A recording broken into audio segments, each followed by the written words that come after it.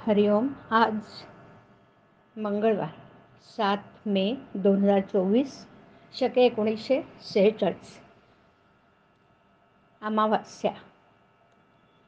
सद्गुरू ब्रह्मचैतन्य गोंदवलेकर महाराज आज आपल्याला प्रवचनातून सांगणार आहेत की देहबुद्धीचा त्याग करावा. ऐकूया त्यांचे विचार. मानाला कारण अभिमान होय. मी मोठा असं मनाने घेतलं म्हणजे मानाची गरज लागते.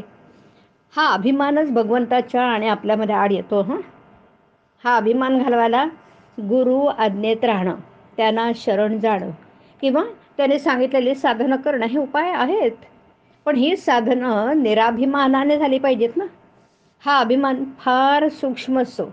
मी गुरु आज्ञेत राहतो, त्यांनी मला सांगितलेली साधनं करतो, आता माझा अभिमान गेला, हे म्हणणं सुद्धा अभिमानाचंच बोलणं नाही का? खरं पाहता अभिमान बाळगण्यासारखं आपल्याजवळ आहे तरी काय? शक्ती की पैसा की कीर्ती? जगात आपल्यापेक्षा कितीतरी लोक मोठे आहेत, पण मौज अशी की भिक्षा मागणाऱ्याला सुद्धा मोठा अभिमान असतो.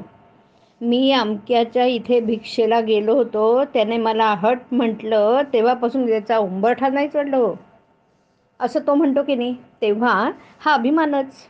आणि अपमान, अभिमान आणि अपमान ही काय चीज आहे याचा शोध आपण घ्यायला पाहिजे. याला अगदी मूळ कारण देहबुद्धी. ही देहबुद्धी नाहीशी झाली पाहिजे. एखाद्या झाडाला खत घालत गेलो तर ते मरेल कसं? मग लोकांनी बरं म्हणावं म्हणून मान द्यावा, शिव्या दिल्या तर वाईट वाटतं. हे देहबुद्धीला खत घातल्यासारखं आहे. चांगलं वाईट मान अपमान सर्व देवाला अर्पण करावं. वस्तुतः कर्तेपणच त्याच्याकडे सोपवावं, म्हणजे त्या कृत्याचे परिणाम मनावर होऊ देऊ नयेत. व्यवहारात थोडा अभिमान लागतोच, पण तो केवळ कारणापुरता असावा. वरिष्ठांनी नोकरांशी वागताना अभिमान पाहिजे, पण तो तितक्याच पुरता. त्याचा मनावर परिणाम होऊ देऊ नये. ही देहबुद्धी, हा अभिमान जायला सद्गुरूचं होऊन राहावं. निदान बळजबरीने तरी मी त्यांचा आहे असं म्हणावं. सद्गुरू तुम्हाला नकळत तुमचा अभिमान दूर करतील.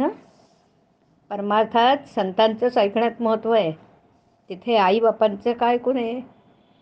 तर ज्याने मन त्यांच्या ताब्यात आहे, ज्यांचं मन स्थिर झालं आहे किंवा ज्यांचं मन नेहमी भगवंतापाशी आहे, अशाचंच ऐकण्यात विशेष आहे ना. आपल्या देहबुद्धीची तर मोठी विलक्षण आहे बरं. सगुणोपासना आपल्या सवयीच्या आड येते म्हणून मनुष्य ती करत नाही. फारच सोपे म्हणून तो भगवंताचं नाम घेत नाही आणि फुकट काय जेवायला घालायचे म्हणून तो अन्नदान करत नाही. असा मनुष्य फुकटच द्यायचा. देहबुद्धीला ताळ्यावर आणण्यासाठी संतांच्या ग्रंथांच्या वाचनाची गरज आहे. पहाट झाली की थोडा उजेड थोडा अंधार असतो, त्याप्रमाणे सध्या आपली स्थिती आहे.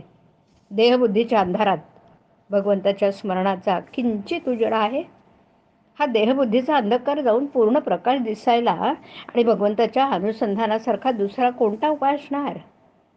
मीपणाची आणि अभिमानाची पूर्णाहुती देणं हाच खरा यज्ञ होय. हरिओम. हरिओम तत्सत. हरिओम.